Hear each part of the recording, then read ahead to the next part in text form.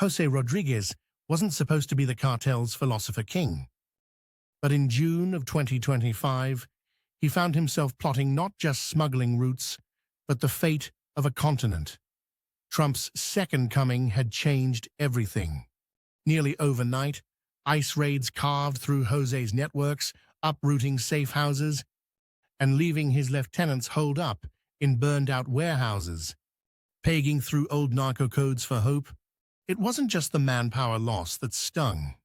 It was the vacuum back home. As street soldiers vanished, neighborhoods he'd controlled were now run by a new gang, the All-Americans.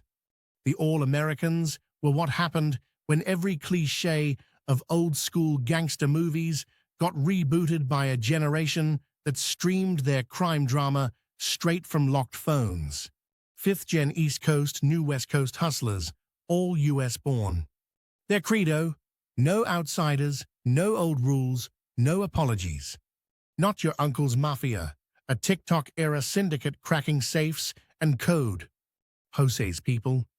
For the first time in decades, they were out-organized and outgunned on American turf.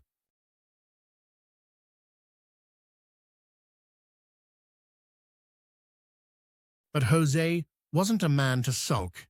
If the old game was lost, he'd invent a new one. Trump's ego was legendary, the kind of thing that turned minor slights into vendettas and fleeting praise into lifelong alliances. Jose watched every newsreel, every tweet, every offhand comment about Obama's Nobel Peace Prize. That gold statuette gnawed at Trump's psyche like a dog at a bone. And so, Jose gathered his best and brightest, the cyberfluent, the publicity-savvy, the double-majored traffickers who understood as much about Instagram algorithms as escape routes. They hatched a plan so neat, it almost seemed childish. Step 1. Stage a continental truce. Phone calls went out. Newspapers blazed with reports of a cartel ceasefire. Jose's rivals were paraded before cameras in handcuffs, their convictions pre-brokered in clubby interviews with prosecutors. Mexico's President Claudia Sheinbaum announced an era of order. Safe tourist towns, record-breaking drops in border crossings, and contraband confiscated at rates the DEA would salivate over. American newscasters heralded it as the dawn of safe Mexico. In reality, the show was as hollow as a movie set. Rival gangs traded in their real guns for props, waiting out the news cycle. The true bosses retreated to safe ranches, their empires intact, while streets quieted under a blanket of coordinated PR. American tourists flocked back to beach resorts. U.S. politicians self-congratulated on bipartisan panels.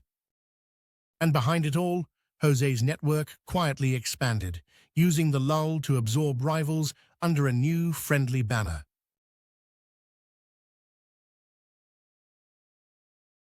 But the real payoff was waiting.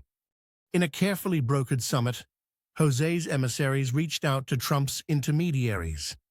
The pitch was irresistible. Broker peace on the continent, guarantee clean streets, a Nobel Peace Prize for the president who ended America's longest war.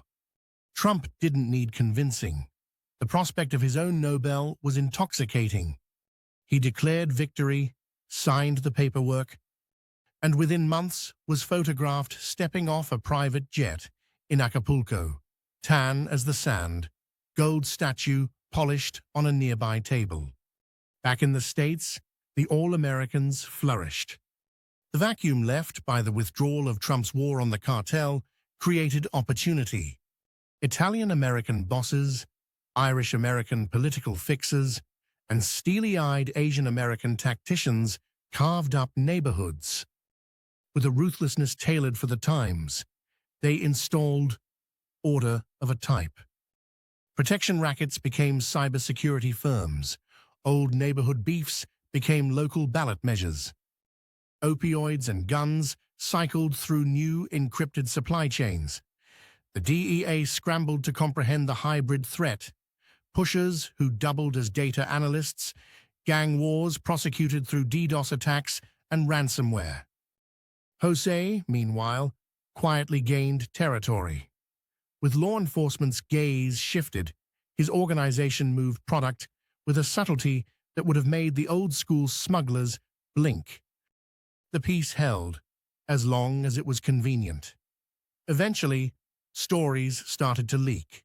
Some Americans whispered that the Great Truce was just another deal behind closed doors, that the All-Americans had replaced one cartel with another, just with better PR.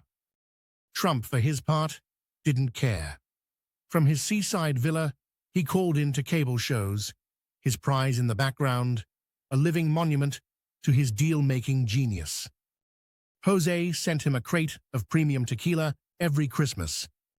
And so, the continent rolled on, one cartel, one gang, one gilded lie at a time.